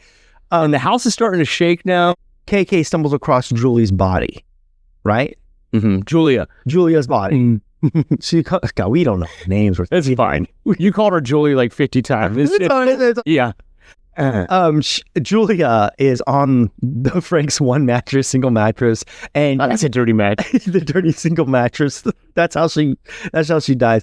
She has hooks coming into her face, and she's basically it pulled her face. Yeah, right? She's basically laying there in corpse position, holding the configuration box, which she grabs, and she's smart, right? She's smart. She grabs the box, and she solves the puzzle box backwards. Okay. Pinhead comes. He's like, "I got such shites to show you," and it's like, "Oh shit!" And she's like, she turns around. And She goes, "Oh shit," which is a normal reaction. That's what anybody would say. Yeah. Like, She's like, "Oh shit." Luckily for her, she's able to go ahead and she starts to solve the box backwards, which starts. Pinhead's like, "No, don't do that. Don't do that. Wait, hold on. Whoa. Let's talk here." Which banishes with each closing of the box banishes 1 Cenobite. So the first one, Pinhead's gone. I think the second one is either Chatterer or the female Cenobite. It doesn't matter. It doesn't matter. One at a time. So as she's coming to the Chatterer and the female, she closes the box again, and every time she closes, one of the Cenobites leaves. This is where we get the boyfriend coming in. Steve. Yeah. He comes in. Hey, at least he's there. He's always there, like last minute. Like even at the pet shop. Even at the pet shop. It's like he's watching. It's like, hey, remember me? I'm in this movie too, guys. I'll wait till only CeeLo Cenobite stuff, because he seems he's gonna be easy to get rid of. He seems chill. And which just sucks because Steve comes in and he throws her the box because she's like, "Give me," right? Because he picks up the box and she's like, "Give me that, you idiot! You don't know what the hell you're doing." And so throws her the box. So he throws her the box, right? And she starts to figure it out. And then this is a CeeLo Cenobite. CeeLo Cenobite comes up. It's in there, and Steve's like standing in a doorway, and he doesn't see CeeLo Cenobite from behind him. And doesn't he have a knife or something? You have chains, the power to recreate chains from hell, and pocket knife, and then pocket knife. He brings the fucking knife. So he goes to try to stab Steve, but before he can, remember the house is shaking like the house is falling apart. It's and then down. A big ass structural beam takes out CeeLo. Just falls on him. He's like, "So fuck you." And the beam just fucking falls on him, which I have to point out, he doesn't get put back into the box. Yeah, he didn't. He just gets taken out by a structural beam from the house falling apart. That's it. And he takes off his glasses, and his eyes. That's right. Yeah, his eyes are sewn shut, which is cool. He takes off his. Yeah, he takes off the glasses to bring up the knife, and it's like, as much as I love the Cenobites and seeing them, that scene was like, okay, we forgot about CeeLo. What do we got to do with CeeLo? That's how chill he is. Yeah, we forgot about CeeLo. We have to fucking throw something in here. So he's like the least engaged among the Cenobite, right? He is. He's like, probably reluctant to even be there. He's like, all right, we torture somebody again. He's like, my shades on. He doesn't even want to bring the chains from hell. He's just like, I'm just going to take this knife that I found in the kitchen. So he gets taken out. So Steve tries to go out the door, and Christy tries to stop him. And that's when we get the engineer, the inbred baby face looking thing, bursts through the door, which she drops the box, and it lands in between both of them. Right. So they're both reaching for it, which to me was like the funniest shit in the world. So who's reaching for it? The engineer, the bottom head with the little ass arms, and he's like reaching for it, and it's so comical because he's like, "Give me that," and they're like struggling for it, and he's literally like, if he could talk, he'd be like, "No, give me it, it's mine." And it's so comical. No, it's mine. Get it here. Oh, and they're struggling back and forth, and then she finally gets it. Yeah, she gets it. When you told me that, when we were going over notes, and you told me that, I pictured like a T-Rex trying to open a jar of peanut butter. That's what he could. He's like, I'm so hungry. Like, and it looks so stupid. Like, well, even if it got the box, what was it going to? What was it? You don't even like. You know what you're doing. Your arms are useless. Use something else. Your face is down there. Use your mouth. Do something. Yeah. And then she opens it, and we get cool 80s effects where the lights come out. It looks fake, but who cares? It's like 87 people. Okay. Which brings us to Steve and Kirsty, KK. Finally, KK and Steve. That's it. They got rid of the Cenobite. Yeah, the Cenobites killed the engineer. They killed the engineer. It's been a rough day, except for Steve, all the way around for KK. They go to what looks like an abandoned... It's just a big dirt lot. Yeah. With random piles on fire of trash. I first saw this movie, I thought it was the actual house that burnt down, and then you throw it in, but it wasn't. It's not the house that... Yeah, it looks like somewhere in Detroit or something. Like downtown. A big empty dirt lot. Like where they're going to put up a skyscraper. With random structural fires in random places, yeah. And then they throw the box. The Satan cube. Because that's what it's actually supposed to be called. Satan's Rubik's Cube. Satan Cube.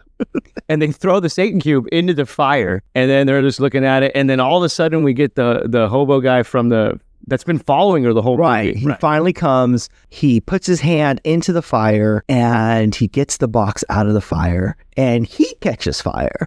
It just goes and engulfs his whole freaking body. And then They really stuck to that no he lines. really did.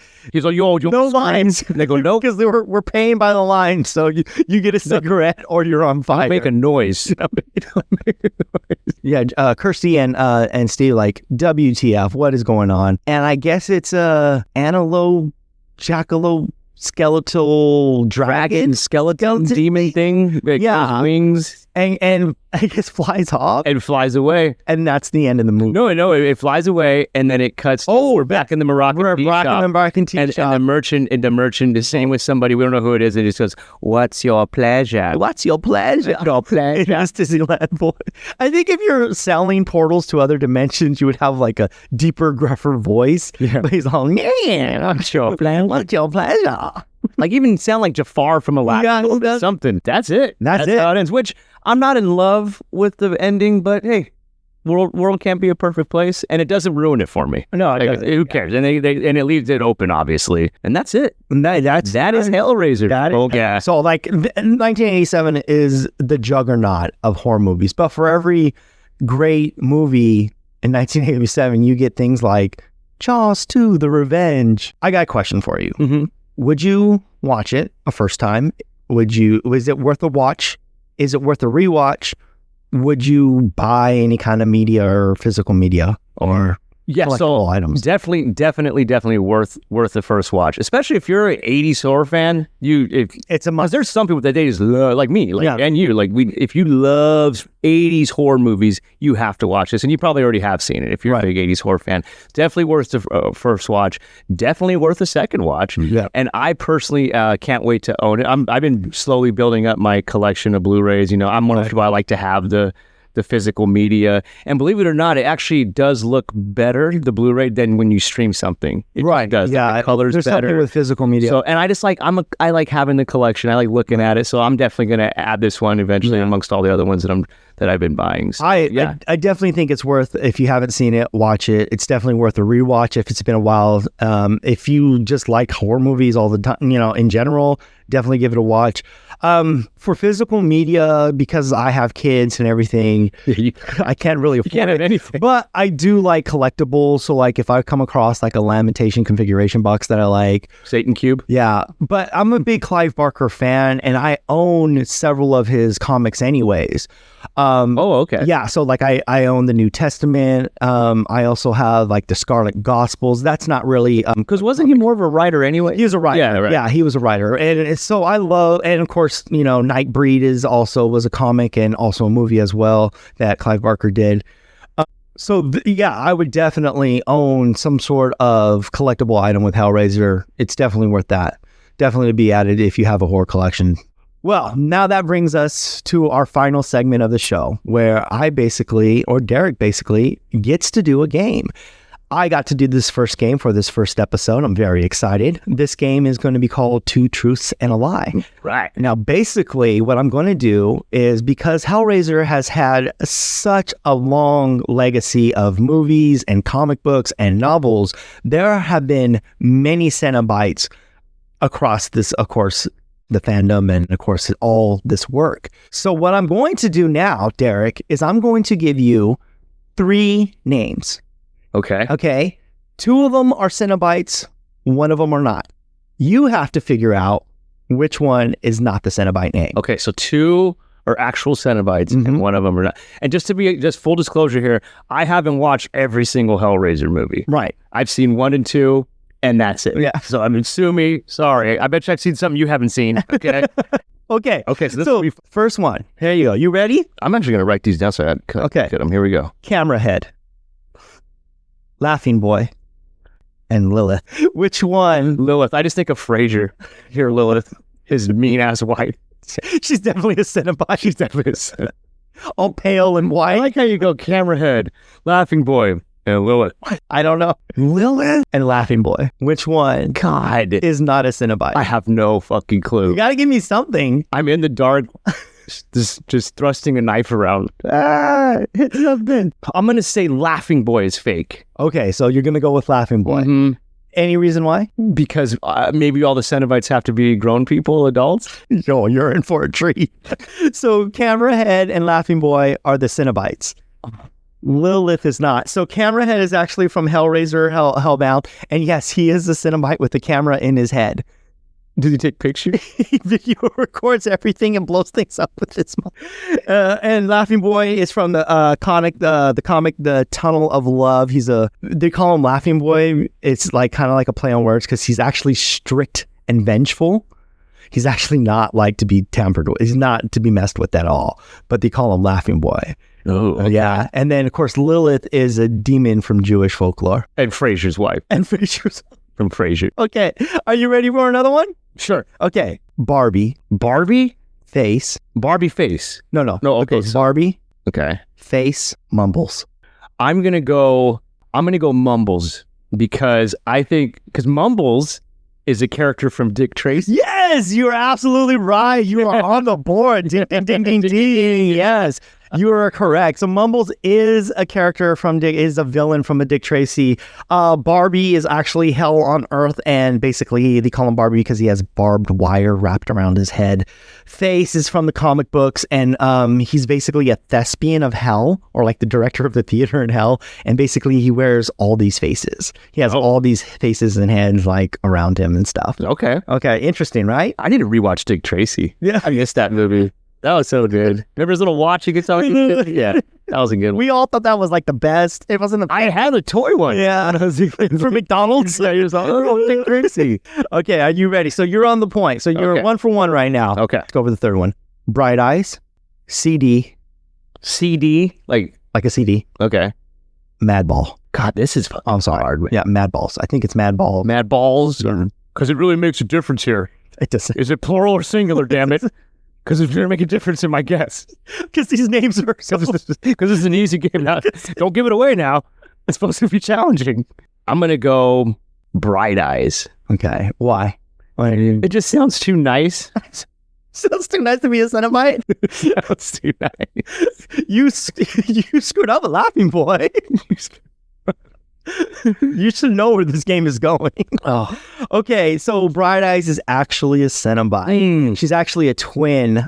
She basically, when she was human, she had like these very beautiful eyes, and that's why they call her Bright Eyes. But they're very hedonistic twins that love to lure and torture men in the comics. Okay. See, if you were clear on Mad Balls, whether it was plural or not, I probably. Oh yeah, I'm sure. So CD is actually a Cenobite. we'll call this one a wash. Can you guess what CD's power is, or why they call him CD? Well, you got a guy taking pictures. Maybe he records the audio on the CD. He has CDs in his head and he uses them as weapons. He's from Hellbound. Man, that's so stupid. What happened to Ninja Star? This isn't in a comic. This is actually someone wrote this down and filmed it.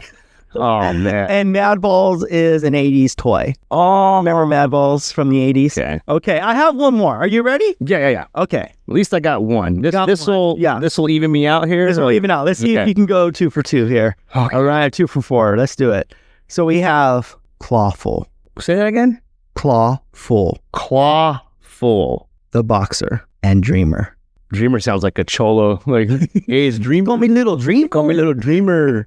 The Boxer, Clawful, and Dreamer. I'm gonna say Dreamer just because Clawful sounds. I like that name. Clawful sounds cool, and the Boxer, sounds like there's probably a fucking. I mean, you got a Cenobite with CDs that throws. I could imagine. I have one that boxes, and I'm gonna go Dreamer's the fake one. Okay.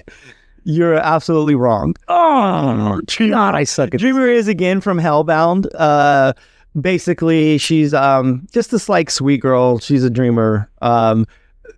And she starts in Hellbound, but she ends up going into the comics, and her backstory, it goes into more detail. Okay. The Boxer has a cool, he's a Cenobite that basically when he was human, he wanted to like challenge all the most like the best professional boxers, and eventually he got his hands on the configuration and he opened it, and so the best boxer came out of Cenobite and like whooped his ass.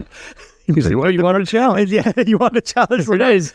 And Clawful is actually a He-Man villain with a claw. Asshole. From the 80s. I stuck with the 80s theme. Yeah, I know. So you were 1 for 4. Yeah, At least I got one. you got one. That is a hard fucking game. And you know what? And you got the villain right too, from where I got it from. Okay. So you did. So I will give you Definitely a big thumbs up on that one. All right. Yes. So that concludes our show. I hope you enjoyed it. And we're going to go ahead and we're actually signing off. So Yeah, we're signing off, and we're looking forward to talking to you guys again. This has been It Came from the Pod. and just remember, you're not above anybody until you're 6 feet under. Good night, everybody.